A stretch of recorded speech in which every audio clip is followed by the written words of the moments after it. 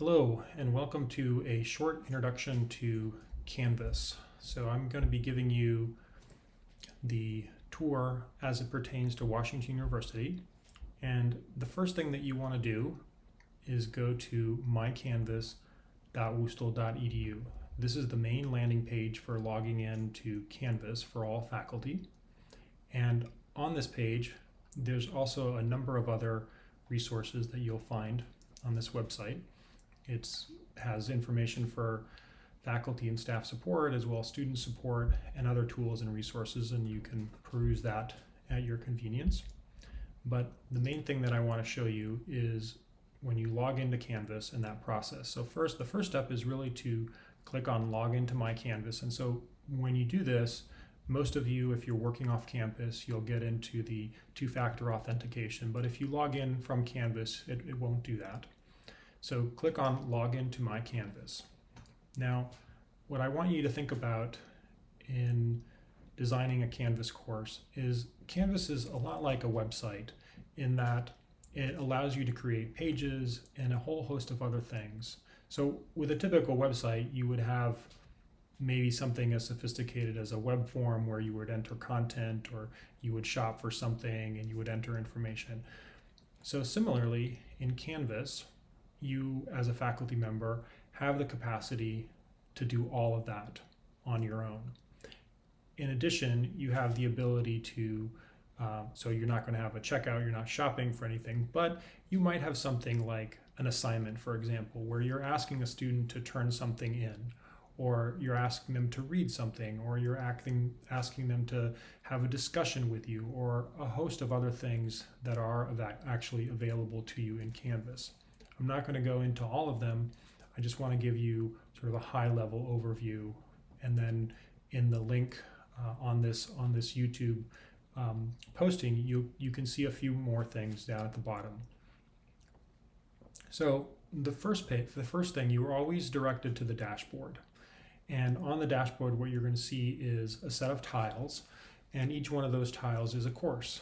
Now, for those that this is the first time maybe logging in, you'll see a set of unpublished courses. So for me, I have a couple here, and this is the course that I'll be teaching this fall. And so you'll see that this little button right here, Publish. A thing about Canvas is that when you're done building the course, you always want to remember to go and publish the course. Once it's published, then your students will be able to see it. So in Canvas, there's a number of different navigations. There's this one right here, which is the center area where your courses are listed.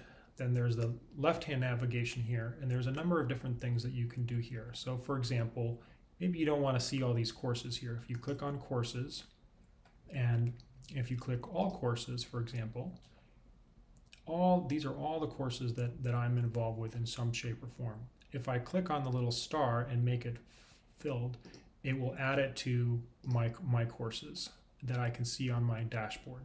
But I don't want to see this one, so I can uncheck it and I wouldn't be able to see it, right? So then you go back to courses, then you go back to your dashboard, and that course will either appear or disappear. There's another thing that I want to alert you to, which is important here, is on the Help button. So there's a number of different things that are available to you here. There's a hotline, there's a faculty support hotline which you can call, and the way Washington University has it set up, if there's anything that's technical for you that you're having difficulty, is to call that faculty support line. Now you can also, each school has different support personnel that are helping with getting you up and running with Canvas, and I'm going to list those in the bottom portion here of the YouTube channel. You can check that information out as well. And this in particular one is for the Sam Fox School. So there is a section on the Sam Fox School site, on the intranet site. If you go to insidesamfox.wustl.edu and you go to faculty and staff, there's online teaching. And so here is a great place for you to go and check out other things that are available to you for getting your Canvas course up and running. And this in particular one, the teaching continuity is still here from the spring semester, but there's a lot of resources that are great for you to get started. We are building a new one for this fall and moving forward. But check this out; it's a great resource. So going back to the dashboard. So here we are on the dashboard. Now I'm going to use a course that you should all check out. It's been put into your Canvas dashboard, so you as a faculty member are really functioning as a student in this course, and that is the Foundations in Digital Pedagogy. There's another course that the Center for Teaching and Learning is also running called Designing an Adaptable Course, and this is a 2-week course. I strongly encourage you to take this course. And then there's another course that's a 3-week course that is also, if you're teaching completely online, for essentially modeling how to use Canvas. But for now, I'm going to use Foundations in Digital Pedagogy as an example. Now this course it has a lot of content in it that might look a little sophisticated, but ultimately this is all doable. You don't have to include all of these graphics, but it is possible to do it. Again, much like a website. So when you click on Foundations in Digital Pedagogy, what you're seeing here is what it looks like for a faculty member. Now I was involved with this particular course, so what you're seeing is sort of my view as somebody building this course, but you can see it as a student in all of your courses you can do. So on the right hand side, you're going to see the student view. So if I click on student view, this little pink border appears around it, and it's basically allowing you to see what your students will see the course like. So you'll see the navigation here is much reduced than when I was in the faculty view. So let's go back to the faculty view just so you see that, right? All of these links are different things that you can access within the course. But if I click on student view, it disappears, right? So just giving you a sense of, I go back and forth with doing this just so that I have a sense of, what are my students looking at versus what am I looking at. So I'm going to leave the student view here for a second and go back to modules. Or what I'm going to go to is a section called modules. Now, modules is kind of an interesting word, and you can think of modules. It's Canvas's way of organizing content. So you can think of modules, a module as being like a week, or maybe it's a unit, or maybe it's a particular project. So if you hand out, if you structure your course in a week-to-week basis, maybe you want to organize it in a week-to-week way. Or if you organize it on a project basis, you might want to just organize each module as a project. So when I click on modules, for example here, what you're seeing here is this particular course structured in modules. Essentially, these were 1 week at a time. So in this week, you would read this information. In the next week, you would read this information. And then maybe there's like other information that you would put in another module. And you can create as many modules as you want. You can move these modules around, for example. There's any number of things that you can do with modules. So in this particular case, and the way modules work is once you add the content, and I'll show you how to do that in just a second, but when you click on a module, you're going to read that content, right? And just imagine that you are going from page to page. So you click next, and that takes you to this page section, right? So if I go back, this is also a page. If I go, so each one of these is a page, except when you get to something that is, for example, a quiz or a test, right? So if I click next here, now I'm in quizzes. And so that's the great thing about Canvas is you can add quizzes, you can add discussion groups, you can add files, you can add pages, you can add a number of different things. And when you add them in this particular sequence, a student will sort of follow that sequence. So maybe you want to have a reading, for example, and then you want to have an asynchronous discussion about that reading. You could send them to a discussion forum where you would pose a question and maybe have them answer that question and have a discussion in that environment. Okay, so I'm going to move out of this course for a second and into another one, just so that I can give you a sense of what a module, how to create a module might look like. And I'm just going to use my course here that I'm beginning to build for the fall semester. So I have an orientation here, and I might create a page where I'm going to talk about sort of who I am, try to engage the students in a particular way and share something about who I am, right?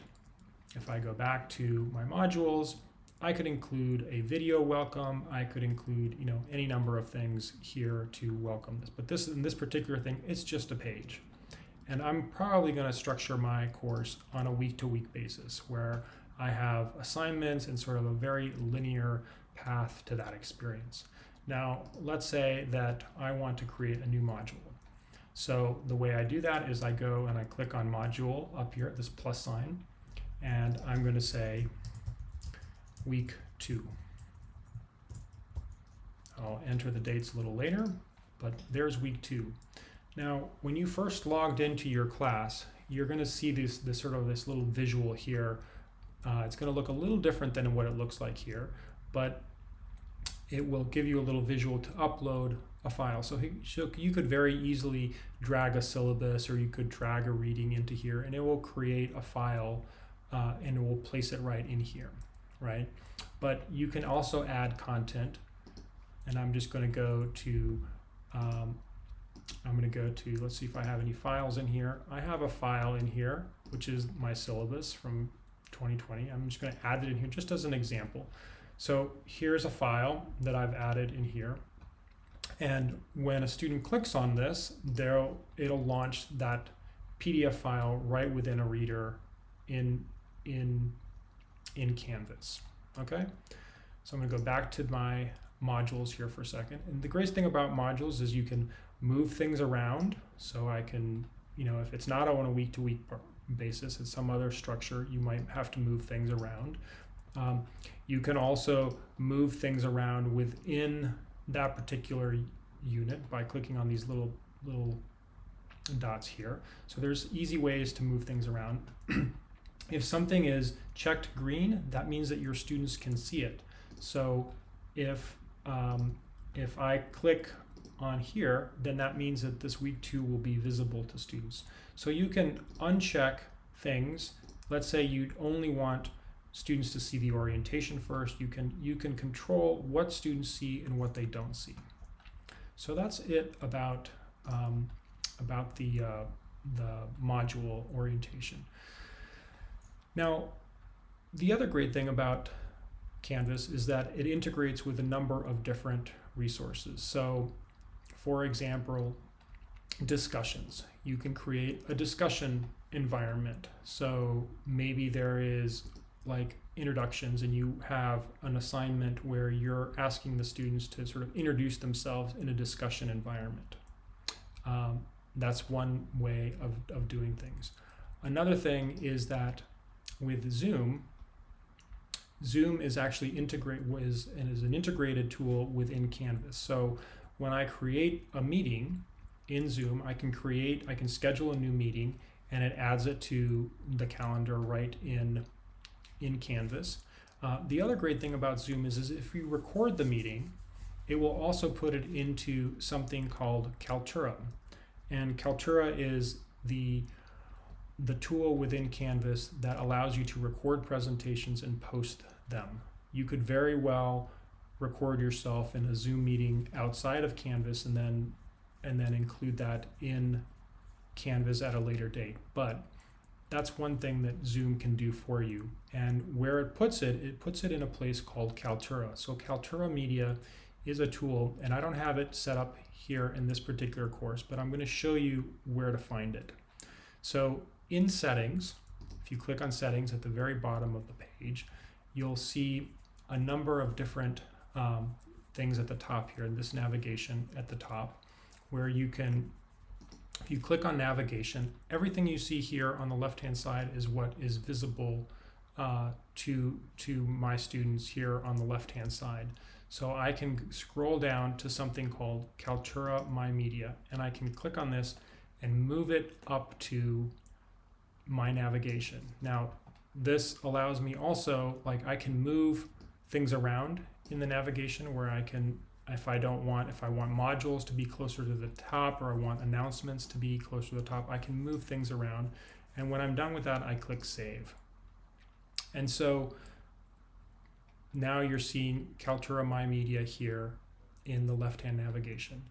Now, I'm not going to go into detail with Kaltura, but we can provide resources for how to use this. This is a little bit more in depth, but it's great because in Kaltura My Media, what it allows you to do is record videos and place them right within your Canvas site. And I can add this meeting. So in this particular case, we had a meeting that we recorded. And so I can publish this meeting to a module, for example. So if I have a presentation that I do and I have students that were not able to attend for whatever reason, I can always publish those to the module section so that the students can see that recording. That's a great way to just have that content exist right within Canvas, and you don't have to worry about putting the link from an external Zoom. You can also access Zoom from outside of Canvas, just as many of you have been using potentially at the moment. So that's at a very high level, sort of a little tour of Canvas. I'm going to encourage you again to read the Foundations in Digital Pedagogy. There's also a Welcome to Canvas course that should have appeared in your Canvas courses here. And the Welcome to Canvas courses has a number of resources as well, where you can learn a lot more about Canvas. You can get very in the weeds with it, but you don't have to. And we're always happy to give you a more one-on-one overview of how to use certain parts of Canvas. Please reach out when you're ready to do that. And I'm going to leave it at that for now. Thanks so much.